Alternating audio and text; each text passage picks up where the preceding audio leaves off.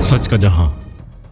नासरा school north Karachi campus में सालाना खेलों का दिन मनाया गया। नासरा school primary section north Karachi campus में सालाना खेलों का दिन जोश व खरोश से मनाया गया। तकरीब के मेहमान ख़ुसूसी Junaid Ahmed Khan, assistant vice president Fahmida welfare trust थे, जबकि असिस्टेंट कमिश्नर अरसलान तारिक और दीगर मुअज़्ज़िज़ीन ने भी शिरकत की। तकरीब का आगाज कौमी तराने से हुआ। तलबा ने मुख्तलिफ खेलों में शानदार कारकर्दगी का मुजाहरा किया और वालिदैन की शिरकत ने रौनक बढ़ा दी। नासरा स्कूल के लोगों की खूबसूरत तश्कील ने हाज़रीन को मुतासिर किया। मेहमानों ने असातिज़ा और स्कूल इंतजामिया की मेहनत को सराहा और तालीम के साथ खेलों की सरगर्मियों को फ़रोग देने की अहमियत पर जोर दिया। जुनैद अहमद खान ने जीतने वाले तलबा में इनामात तकसीम किए और इनकी हौसला अफजाई की। ये दिन तलबा और वालिदैन के लिए एक यादगार मौका साबित हुआ।